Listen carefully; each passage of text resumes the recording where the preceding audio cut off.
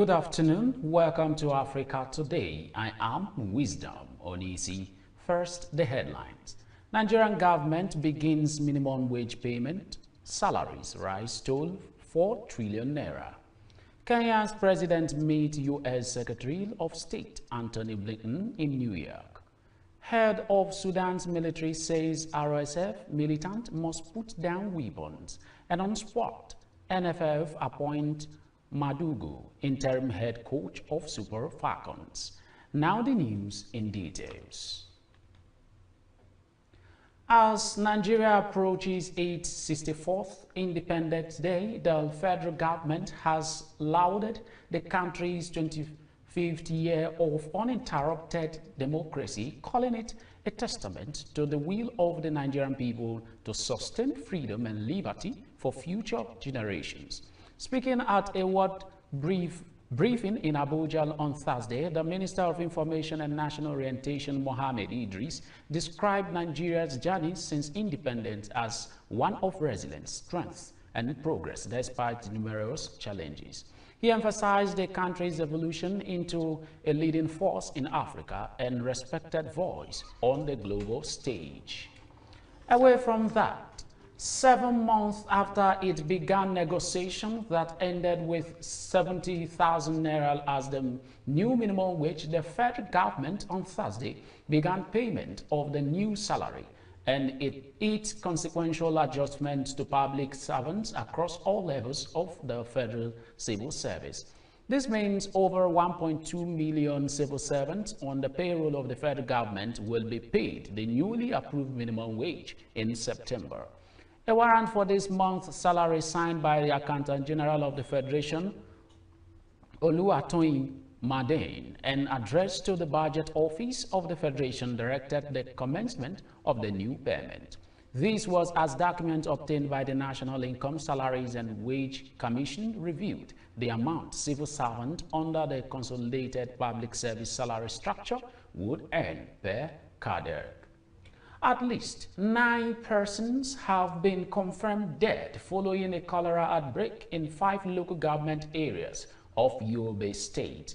In a statement on Thursday, the State Commissioner of Health, Lawan, Ghana, said the disease outbreak was confirmed in Gujba, Fune, Machina, Nangara, and Nguru local government areas. According to him, a total of 132 cholera cases were recorded as of September 25th, and so far 112 patients have been treated and discharged.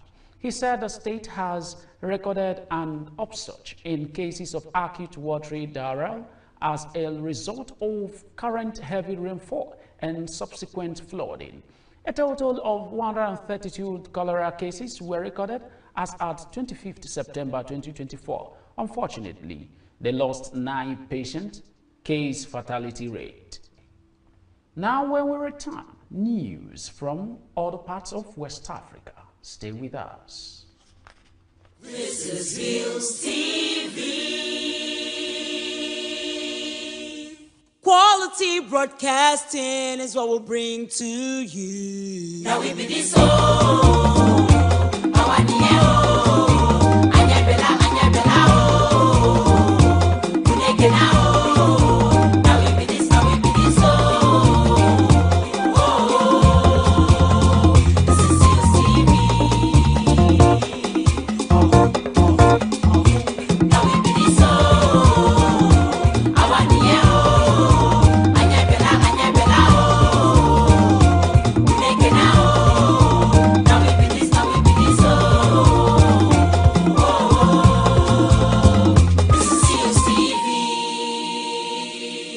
Hillstv, Polka.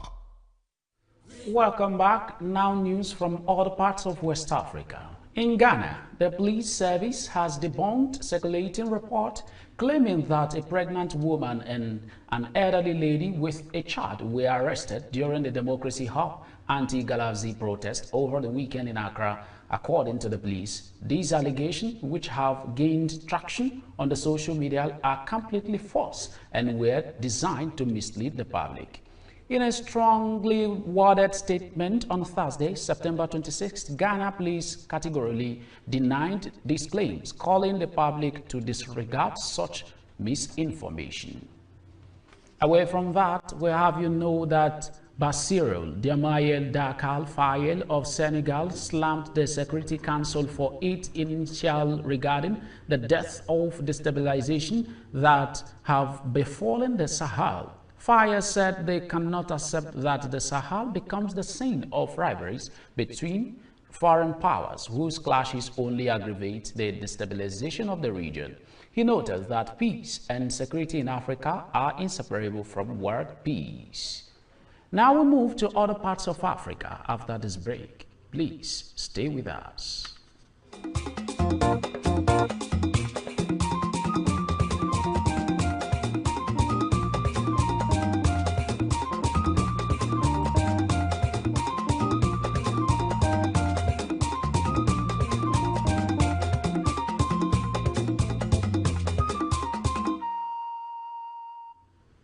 Welcome back. Now news from other parts of Africa.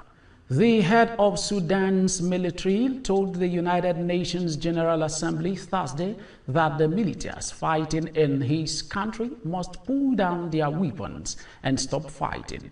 Abdel Fattah al-Burhan address came as new fighting rocked Sudan's capital with airstrikes and drone attacks in and around Khartoum amid a worsening cholera outbreak. The officials revealed this.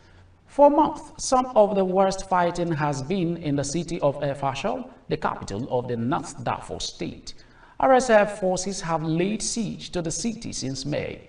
Sudan's military launched an early morning operation aimed at taking control of areas in the capital that had been in the hands of its enemy, the paramilitary Rapid Support Forces. Away from that, Kenya's President William Ruto thanked the U.S. for the immense support that Africa has received in equipment and assistance during a meeting with U.S. Secretary of State Antony Blinken in New York on Thursday. Ruto mentioned his recent trip to Haiti, noting the significant progress made there, including improvement to the airport, hospital, and police academy near the port. However, he also stated that significant gaps remain and more resources are needed. Kenya was the first nation to send forces as part of a larger effort by the UN to offer international support to Haiti, which has spiraled into conflict and political turmoil since the 2021 assassination of President Jovenel Moise. But the United States and other countries have said that the forces aren't enough and lack resources to take on gangs, which control about 80% of the capital, put all brains. Up next is business. Please stay with us.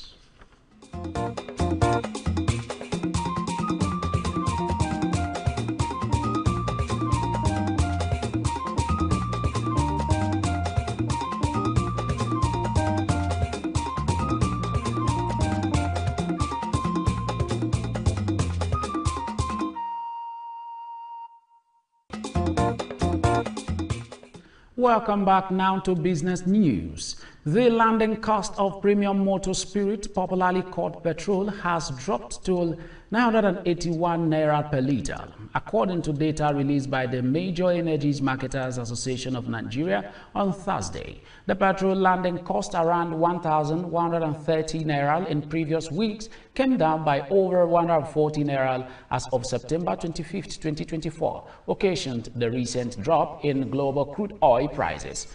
Crude oil price and the foreign exchange rate are the major factors that determine the cost of refined petroleum products, including petrol, diesel, aviation fuel, kerosene, and among others. Brent, the global benchmark for crude, traded above an average of 80 per barrel in the August 2024, but has kept fluctuating between $70 per barrel and $75 per barrel since this month. It was 71.41 barrel on Thursday, down from the 73.46 barrel, which is traded the preceding day. Industry data source review this.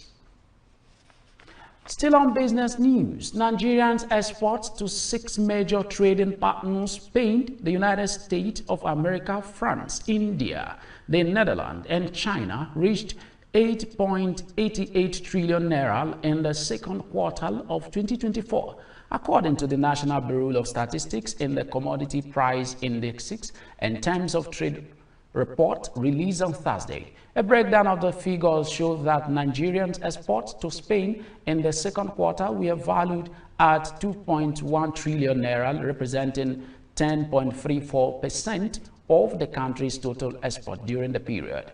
According to the report, the top export items include crude petroleum oils and oil obtained from bituminous minerals valued at 1.63 trillion naira, natural gas worth 191.93 trillion naira, and other petroleum gases in gaseous state at 157.5 billion naira. On the import side, Nigeria imported goods worth 261.6 billion naira from Spain, with the major imports being motor spirit ordinary, which is 145.24 billion naira, mixed alkazenes and mixed alkylphthalenes, which is 30.56 billion naira, and gasomes, which is 18.83 billion naira. Still to come is sport. Stay with us.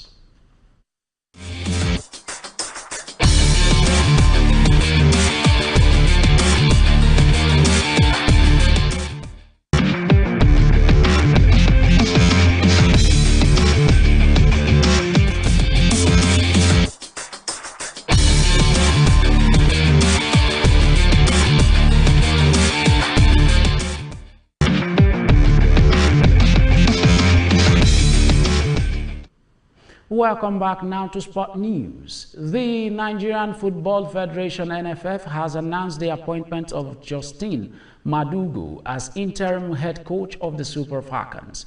Madugu will be in charge of the 9-time African champions pending the appointment of a substantive head coach. The NFF took the decision following the departure of the former handler of the team, Randy Wardrum. Wardrum announced his resignation from the post earlier this month. Madugu was one of the assistants to the American. He will work together with the other technical crew members. The Super Falcons' next big engagement is the Women's African Cup of Nations finals taking place in Morocco in the summer of next year. Away from that, Rangers technical advisor Fidelis Ilechukwu has revealed that midfielder Kazeem Ogunleye will be disciplined for his sending off in the game against Ikorodu City. Ogunleye received a red card for his unsportsmanlike action in the Flying Antelopes 1-0 win over Ikorodu City at the Mobolaji Johnson Arena in Onika, Lagos on Wednesday. Ilechukwu said he is saddened by the unprofessional attitude of his player. Rangers will face Remo Stars next in the Nigerian Premier Football League on Sunday. And that's your sport news on Africa Today. We move to the rest of the news after this break. Stay with us.